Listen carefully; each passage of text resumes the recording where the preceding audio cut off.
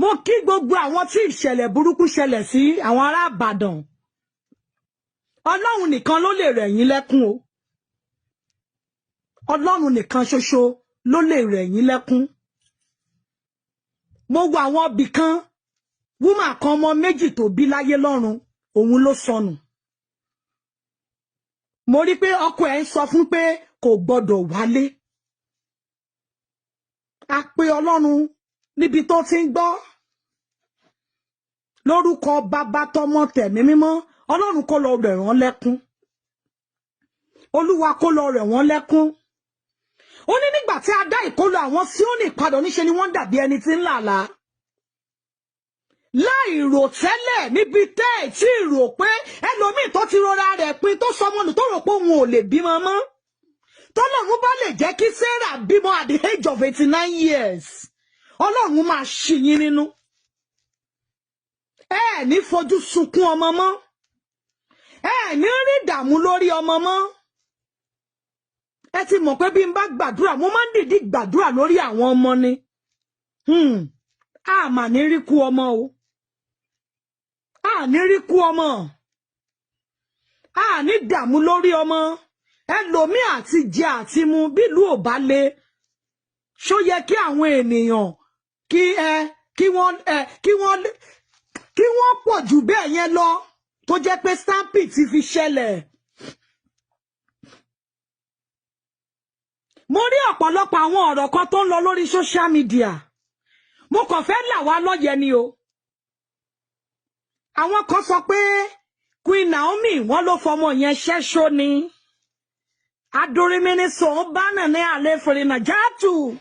Bẹ̀rẹ̀ náà kò dún ní alefiri ya. Èmi kàn fẹ́ là wá lóye ni o. Ṣé tó bá wá fẹ́ fi àwọn ọmọ ṣẹ́ṣó? Ṣé a wá pè wọ́n pé kán wá gbóúnjẹ? Ẹ jẹ́ ká jókòó ká ronú o. Àmọ́ iye ọmọ ní títì tó jẹ́ pé wọ́n kọ̀ fún wọn lówó ni. Wọ́n kọ̀ fún wọn lówó.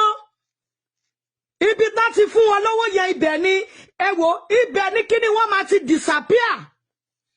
Àwọn kan sọ pé kò ṣe lọ pin ní school. Tó bá wá pín gift ní school táwọn ọmọ yẹn bá délé tó bá kú ńkọ́. Níbi tí stampede ò ti ṣẹlẹ̀, ṣé kò ti wá lò wọ́n ni? Ẹ̀yin wòlíì kan jáde, ẹni Olúwa ló fi ràn yín. Olúwa ò sọ fún yín nígbà tó lọ polówó ní radio station wípé kó má pín o, wípé jàǹbá wà níbẹ̀ o. Ẹ̀yin dead after medicine. Ọlọ́run ò fi rán yẹn wọ̀nyí pé ẹ ló máa o, àbí kẹ́ ẹ kàn sí pí, àbí kẹ́ ẹ lọ sí Àgídìgbò. Báyìí lolúwa àwọn ọmọ ogun wí. Onímájẹ̀mú sọ pé ẹ gbọ́dọ̀ pín nǹkan ní ọjọ́ yẹn torí pé ẹ rí ọ̀pọ̀lọpọ̀ àwọn ènìyàn tí wọ́n sùn lágbàrá ẹ̀jẹ̀. Ẹ rí yẹn sọ, ṣùgbọ́n nígbà tí ìṣẹ̀lẹ̀ ṣẹlẹ̀, ẹ wá sọ wípé ìránṣẹ́ yẹn ó fi wọ́n ṣẹ́ṣó. Ṣé èèyàn máa ń rí ẹ̀jẹ̀ lẹ́nu ìka ènìyàn ni àbẹ́nu àjẹ́ máa ń ṣẹ̀jẹ̀? Ìṣèkẹ́ bọ́ síta kẹ́ sọ̀rọ̀ ìtùnú. I don't want to mention name. Mi ò ní láti mention name. Ẹ má jẹ́ ká gbàgbé o. Ẹ rántí oore táwọn kan ti ṣe yín rí o. Ṣé ti rí ọ̀pọ̀lọpọ̀ àwọn ènìyàn? Má fi dáńfọ̀lù ènìyàn kan lónìí, má fi yọ̀ o. Má gbàgbé o. Jóòbù nígbà tí Ọlọ́run sọ fún èṣù láti lọ dánwò. Ọlọ́run gbé èṣù, Ọlọ́run ò sọ fún. Ọlọ́run gbé èṣù láyè ni, kí n la Yorùbá yẹn dáadáa, láti dán Jóòbù wò. Gbogbo àwọn tó fi ṣe yẹ̀yẹ́, gbogbo àwọn tó gàn tó ní Ọlọ́run rẹ̀ kò sí, ẹ̀yin kan ti ní kò kí ń ṣe wòlíì báyìí o. Ẹni Ọlọ́run ò pé o. Àwọn tó gan Jóòbù lọ́dún náà lọ́run, wọ́n padà di atọrọjẹ lábẹ́ rẹ̀ ni. Tẹ́ń tó dé la rí. Mọ̀tẹ́ni tó bá, I don't know Queen Naomi from anywhere. I've never spoken to her before. Wọ́n wọ́ DM mi rí, mi ò sì wọ́ DM wọn. But gbọ́dọ̀ rí òótọ́ ọ̀rọ̀ ńlẹ̀ ká má sọ. Bí èèyàn bá fẹ́ fi èèyàn ṣògùn owó, kò ní ṣe ní gbangba tó máa fi lọ sẹ́wọ̀n. Ọlọ́run má jà ṣoore ṣe. Mọ̀ bí tẹ́rù ènìyàn ti bà mí ni. Nígbà ayé Jésù olùgbàlà, àwọn tó ń ṣe òsánà fún ọmọ Dávìdì, àwọn náà lọ sọ pé kọ́kàn má gbélébùú o. Rántí oore tó ti ṣe mọ́. Rántí ìwọ tó ń yọlé ní tó fi ṣe yẹ̀yẹ́. Ìwọ rò pé ìwọ ti láyé já lójú ara tìrẹ nìyẹn o. Ìwọ mọ ohun tó bọ̀ fún wọ. Ṣé o mọ ohun tó bọ̀ fún ẹ? Èní la rí kò sẹ́ni tó ní ọ̀la. Kò dẹ̀ sí ẹni tó kọjú àdánwò láyé. Kò sí, má jẹ́ kí n tún ẹ. Don't let me deceive you. Tí àdánwò bá dé, á dàbí pé o màdúrà ń gbà. Tí àdánwò bá dé, á dàbí pé kò sí Kristi nínú ayé rẹ. Let me make something clear to you. Ọlọ́run sọ fún wòlíì Àìsáyà, ó ní kó lọ sọ fún ọba Ìsíkáyà, ó ló máa kú in the next 15 days. Ó ló máa kú in the next 15 days. Nígbà tí Àìsáyà, ọba Ìsíkáyà kọjú sí ògiri, ó bá Ọlọ́run sọ̀rọ̀. Ọlọ́run náà ló padà sọ fún wòlíì Àìsáyà pé kó lọ sọ fún ọba Ezekiel pé kò ní kú mọ́. Kí ọba yẹn wá sọ pé ṣèbọ́lúwa ti sọ pé òun ò kú mọ́, kó wá pa. Jésù tèmi àti ẹ̀ ń celebrate lénìí, ṣe sọ pé ọmọ Ọlọ́run ni, ó yẹ kó wà nílé ayé kó má rí ìdojúkọ. Ẹ̀yin ò mọ bí wọ́n ṣe nà ni. Wọ́n dé ní adé ẹ̀gún lórí.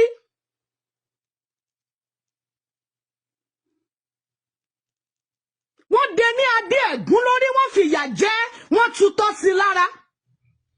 Àwọn tó ń ṣe míràkù gbọ́ lójú rẹ̀, wọ́n tún sọ pé irọ́ ló ń pa. Màríà ìyá ẹ̀yà Jésù, ẹ mọ ohun tó là kọjá ni. Wọ́n tí bí Màríà ìyá Jésù ní Fáráwù àkọ́kọ́ ti fẹ́ pa nítorí pé ó ti gbọ́ àsọtẹ́lẹ̀.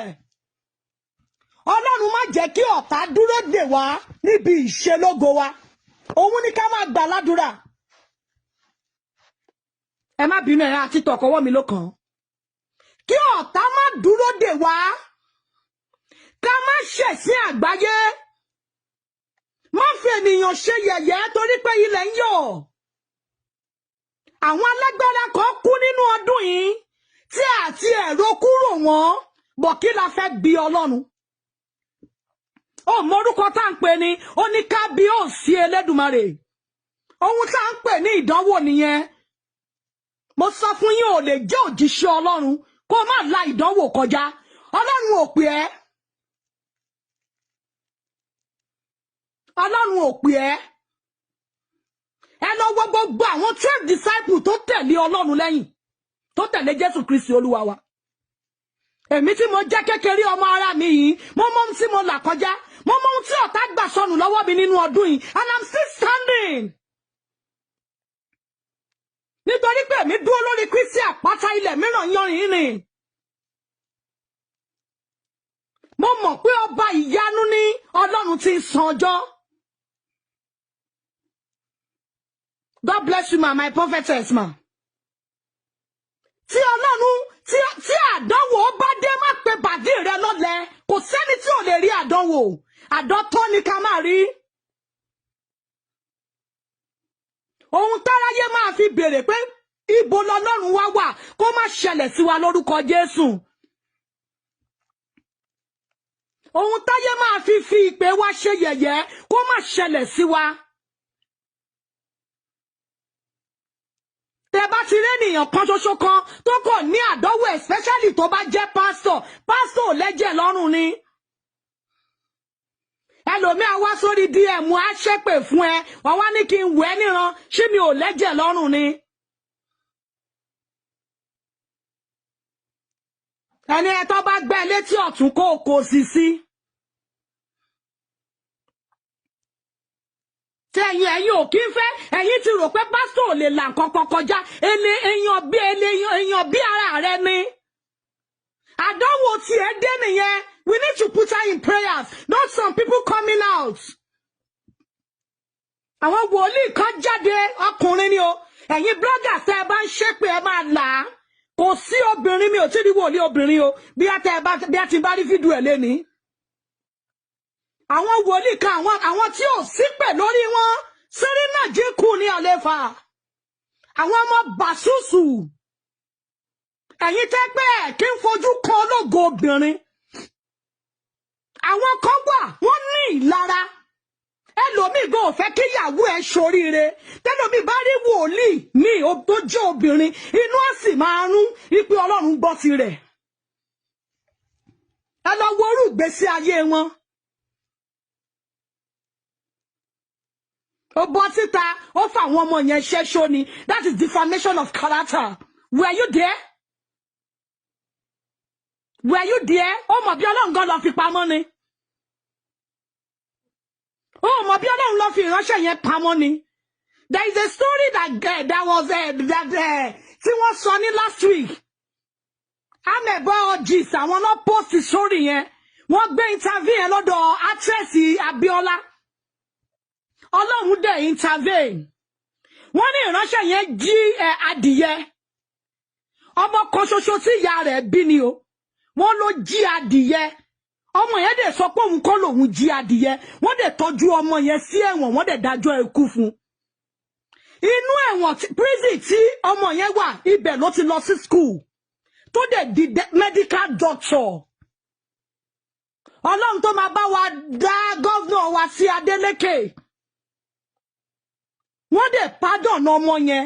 Ṣó mọ̀ pé ọmọ yẹn ó lè má lọ sẹ́wọ̀n kó jẹ́ pé kó ti kú tipẹ́. Àwọn ogun kan máa ń jẹ lòmíì tẹ́ jẹ́ pé ogun yẹn ó máa ti wọnú ògo ni.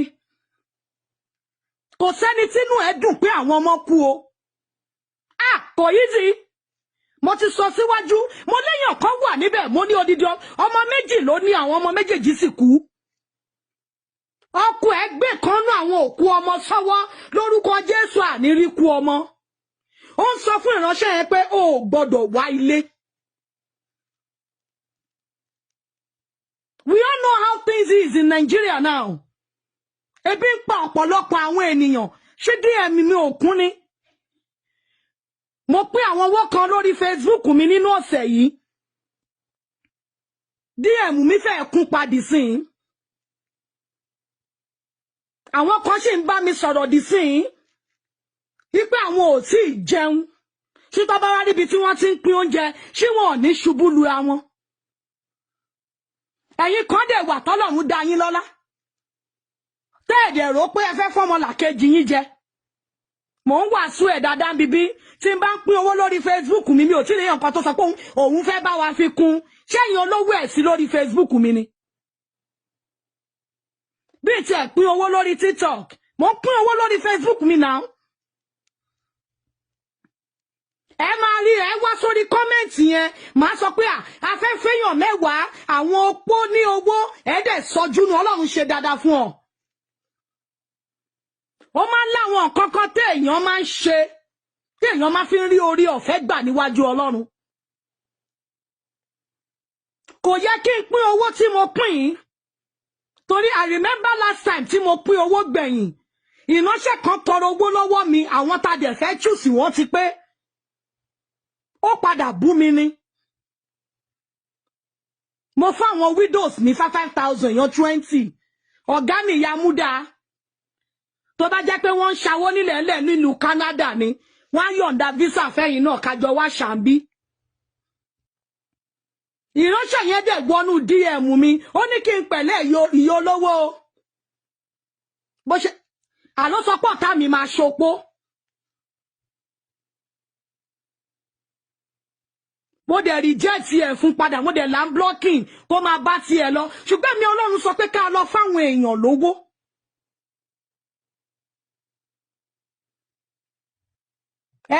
Àwọn kan sọ pé kò yẹ kó ṣe. Ìwọ tó o ní tó o lè ṣe ń kọ́, and you are judging. ìwọ tó lọ́run ṣe dáadáa fún tó ò lè ṣe ẹ má fẹ́ ènìyàn kankan ṣe yẹ̀yẹ́ o àdánwò tiẹ̀ ló dé yẹn o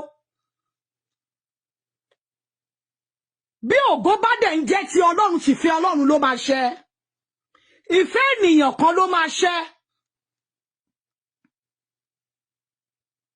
òkè Ebony lòun wà ní láìfù ńjọ́ yẹn tó ní tòun bú mi lórí owó mi ẹ̀yin wòlíì tẹ́ ń sọ pé ó fèèyàn ṣẹ́ṣó ẹgbẹ́ bíi tẹ́ ti ṣe give away jáde ní online ẹ̀yin wòlíì tap followers yín mélòó lẹ fún ní owó oúnjẹ fún Christmas ẹ̀yin wòlíì rọṣẹ́ ròróró followers yín mélòó lẹ fún ní nǹkan lọ́dún ó fi wọ́n ṣẹ́ṣó ó kẹ̀yìn tẹ́ ẹ̀ fèèyàn ṣẹ́ṣó èèyàn mélòó lẹ́yìn múnú ẹ̀dùn you just come along and be saying rubbish. ẹ máa sọ ohun tí ò yẹ kẹ́ ẹ sọ jáde ẹ̀mí mímọ́ tí òfin wọ̀nyí kan tó pín nǹkan ṣebí wọ́n announce ẹ̀ lọ́dọ̀ Oriyomi ẹ̀mí ò lò yín gbà yẹn kẹ́ni Sele ẹ jẹ́ nǹkan sí wọn lágídígbò àbí kẹ́ ẹ bọ́ sí online kẹ́ni báyìí lolúwa àwọn ọmọ ogun wí Olúwa sọ pé ẹ gbọ́dọ̀ pín nǹkan yẹn ẹ lọ yí ọjọ́ yẹn ẹ lọ yí ọjọ́ yẹn ẹ gbọ́dọ̀ pín ẹ̀yin ò kí ń dúró níbi tó bá da ibi tó bá bàjẹ́ ibẹ̀ lẹ́yìn máa ń wà ẹ wá máa fòṣì ṣayọ̀ ẹ máa fòṣì ṣayọ̀ lórúkọ bàbá tọmọ tẹ̀mí mímọ́ ọmọ aráyé ò ní di ẹrù kàlé wa lórí ohun tó gbélé wa lọ́wọ́ lórúkọ Jésù wọn ò ní bí wa ẹ máa wo bí Ọlọ́run ṣe lo amẹ̀bọ̀ gist Yorùbá Ọlọ́run lo ìránṣẹ́ yẹn ní last week àwọn lórí pósì ẹ̀ wọ́n pósì ẹ̀ káàkiri wọ́n pósì ẹ̀ sórí Instagram náà wọ́n dẹ̀ ní kó máa táàgì Governor Adeleke and they tag him láàrin 24 hours ó gba governor pardon ẹ̀yin ò gbọ́dọ̀ wà níbi ibi tí wọ́n ti ń tún nǹkan ṣe ẹ̀yin ò gbọ́dọ̀ sí níbi tó ti ń tún nǹkan ṣe ẹ̀ tí ẹ̀ bọ́ta kẹ́ ẹ sọ rí pé Ọlọ́run kó rẹ̀ yín lẹ́kún Olúwa kó wọnú yín lọ Ọlọ́run kó ṣe dáadáa fún yín o Ọlọ́run kó ṣínú yín o kẹ́ ẹ gbarú àdúrà yẹn ẹ wá sọ fún àwọn òbí táwọn ọmọ wọn kú ẹni wọ́n fi wọ́n ṣẹ́ṣó ni ẹ jẹ́ ká máa níbẹ̀rù Ọlọ́run nínú gbogbo ohun tá a bá ń ṣe o ó ní ẹ̀mí ń bọ̀ kánkán ní èrè mi sì ń bẹ pẹ̀lú mi láti sọ fún olúkúlùkù gẹ́gẹ́ bí iṣẹ́ ọwọ́ rẹ̀ ìwọ tó o bọ́ síta tó ń sọ̀sọ́kúsọ ó mọ̀ bóyá o máa rí ọdún tuntun ìwọ tí màdánwò tó ń dédé ọ́ kí ló fẹ́ fi bọ́ Ọlọ́run sọ̀rọ̀ kí ni ìwọ fẹ́ sọ nígbà tó bá kùn ẹ́ ṣé ìwọ lè sọ wípé ò sí nídìí ìbàjẹ́ mo máa sọ kíní kan fọ́lọ́run àdàbí tí n bá rẹ́ni tó wà lókè tí n bá ní kó jábọ́ tó ẹ̀mí mo ṣe wà mi ò kì í ṣe competition lálá ohun yìí lẹ wọ aṣọ ọdún nígbà tí ìsìn owó aṣọ ọdún tí mo kú òótọ́ ọ̀rọ̀ ni àmọye wòlíì tó sílé lọ́dún yìí nígbà táyé owó olè òdè ẹ̀yọ́dẹ́gbọ̀ pé máa ra blọ́ọ̀kì ṣé ẹ̀rí mi tí mo sọ pé Olúwa ní kẹ́ ẹ ra lẹ́ fún wòlíì yín ohun ọwọ́ mi ò tó mi ò fi gàngàn fà á nígbà tó bá yá Ọlọ́run máa dẹ oníkálukú lóhùn lákòókò tiẹ̀ tó bá wá yín lọ tó bá wá yín bọ̀ ẹ̀yin lẹ ń ṣe ọṣẹ fáwọn ènìyàn ẹni tó bá sọ yí pé wọ́n fi àwọn ọmọ yẹn rúbọ tó ní wọ́n fi wọ́n ṣẹ́ṣó ni ẹ lọ mú wọn dáadáa ẹlẹ́bọ làwọn náà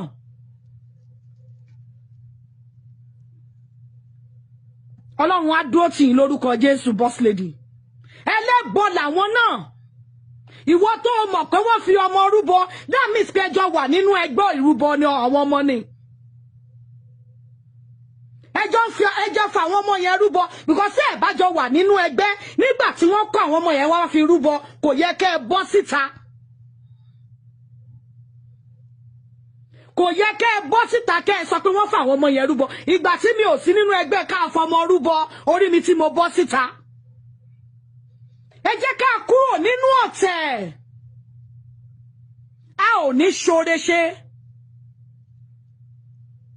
They said that woman has been doing it for the past 10 years. Ẹ̀yin kan náà dìde.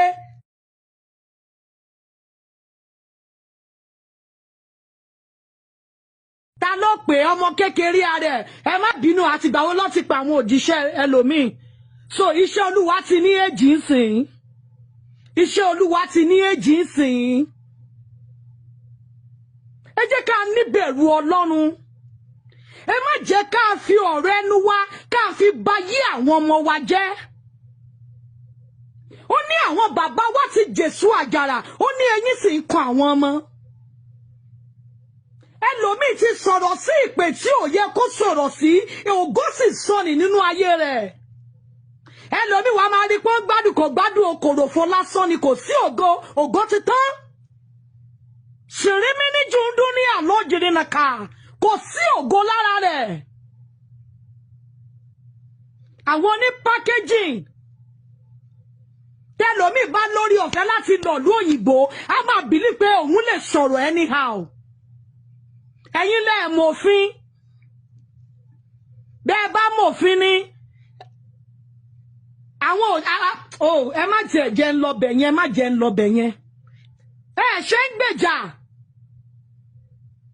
aláwọn tó ṣe òsánà fọmọ Dávidi àwọn tó sọ pé ọmọ Ọlọ́run ni o àwọn tó ṣe òsánà fún àwọn náà lọ sọ pé kọ́kọ́ mọ́gi. Ẹ máa wò òkú Lásárù òkú ọjọ́ kẹrin ni. Apá Lásárù ni nítorí pé a fẹ́ gbọ́wọ́ Jésù Kristi ṣiṣẹ́ ìyanu. Látọmọ ọdún 12 ni Jésù ti ń ṣiṣẹ́ ìyanu fún èyí tẹ́ ń sọ wípé ṣọ́lọ́run pè ni.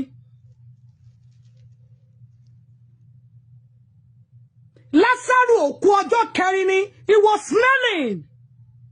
Nígbà tí Màtá ẹ̀gbọ́n rẹ̀ tí Jésù dé sáàrin wọn ó ní Jésù Olúwa wa ọ̀rẹ́ rẹ̀ ti kú Lásárù ti kú. Jésù dẹ̀ ní ẹ lọ yí òkúta bẹ̀ kúrò lọ́hùn wò bí pé àló ti kú sẹ́ ọ́ ní òkú rẹ̀ máa rùn. Jésù gan fọwọ́ bomú.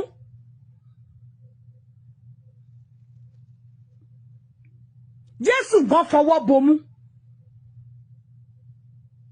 Nígbà tó yá ó ní bàbá gbé ọ̀gá nítorí ìwọ ló ní gbogbo ọpẹ́ àti ìyìn. Lásárù sì bọ́ta